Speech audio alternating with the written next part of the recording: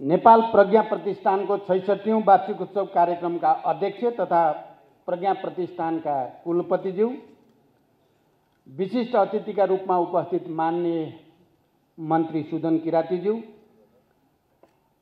मञ्चमा रहेका अरू व्यक्तित्व, उपस्थित साहित्यकारहरू, कविता महोत्सवका सबै सहभागी कवि मित्रहरू, पत्रकार मित्रहरू, विभिन्न सङ्घ संस्थाका प्रतिनिधि, प्रतिष्ठानका कर्मचारी तथा प्राज्ञिक व्यक्तित्वहरू, नेपाली भाषा, साहित्य, कला, संस्कृति लगायत ज्ञान विज्ञानका विभिन्न शाखाहरूको अध्ययन, अनुसन्धान तथा विकास गर्ने उद्देश्यका साथ 2014 सालमा नेपाल साहित्य कला एकाडेमीका रूपमा स्थापना भएको यस प्रतिष्ठान परिवर्तित हुँदै हाल नेपाल प्रज्ञा प्रतिष्ठानको रूपमा आइपुगेको कुरा हामी सबैलाई अवगत नै छ।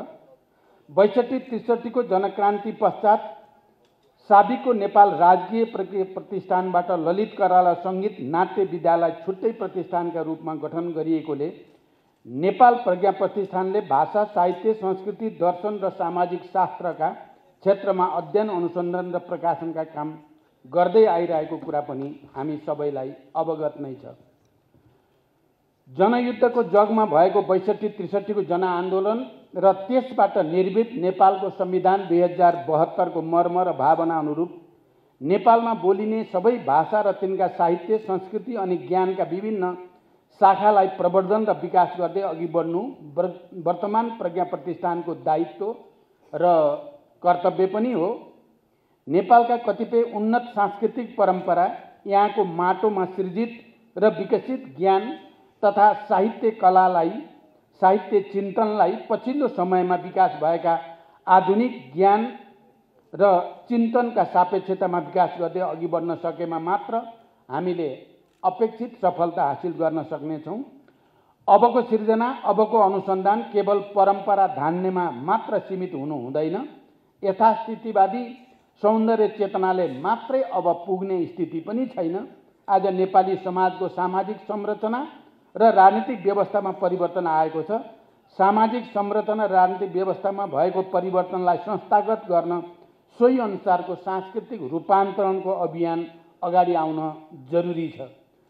परिणामतः नेपाली समाजका सूक्ष्म तहमा जरा गाडेर बसेको सामन्तवादी संस्कृति र सुनामी जस्तै बनेर आइरहेको भूमण्डलीकृत उत्तर आधुनिक संस्कृतिको प्रतिरोध गर्दै आजको सङ्घीय, समानुपातिक, गणतान्त्रिक, युग अनुकूलको संस्कृतिको निर्माण आजको हामी सबैको प्रमुख दायित्व बन्न गएको छ।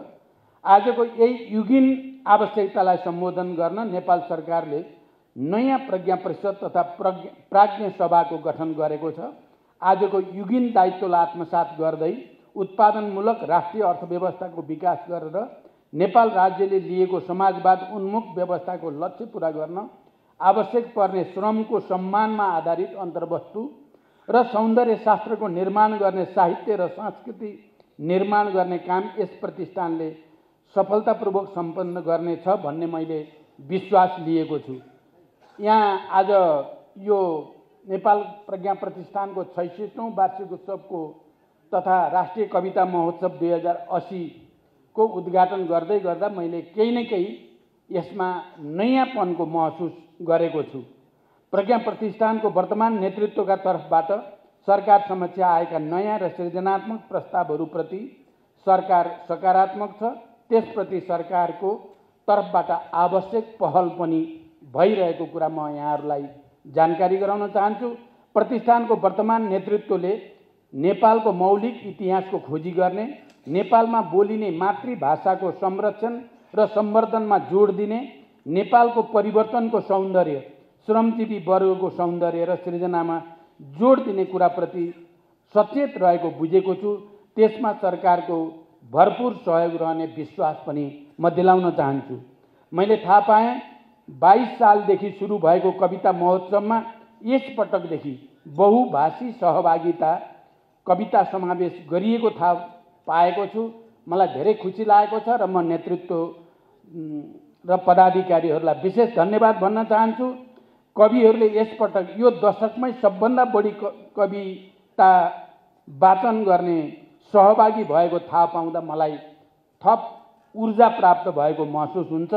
यसपटक झन्डै 3 दर्जन भाषाका कविताहरू महोत्सवमा सहभागी भएको थाहा भयो। मलाई आशा छ आगामी वर्षदेखि नेपालका सबै भाषाका कविता राष्ट्रिय कविता महोत्सवमा सहभागी हुनेछन् र राष्ट्रिय कविता महोत्सव आफ्नो नाम अनुसार साँच्चैकै राष्ट्रिय कविता महोत्सव बन्ने कुराको तपाईहरुले सुरुवात गरेकोमा सबैलाई म हार्दिक धन्यवाद भन्न चाहन्छु। मलाई यस महोत्सवमा वाचन हुने कविता सबै सुन्ने इच्छा त पक्कै पनि छ, किनकि म कविता साहित्य कलाको म पनि एउटा अनुरागी हुँ। यद्यपि मैले धेरैचोटि भन्ने गरेको छु, कमरेड लेनिनले भनेको एउटा भनाई, मलाई साहित्यप्रति कलाप्रति तीव्र अभिरुचि त छ, तर राजनीतिको चपेटाले मलाई कहिले पनि त्यतापट्टि ध्यान केन्द्रित गरेर काम गर्ने फुर्सद दिएन। मेरो पनि स्थिति त्यस्तै नै भएको छ।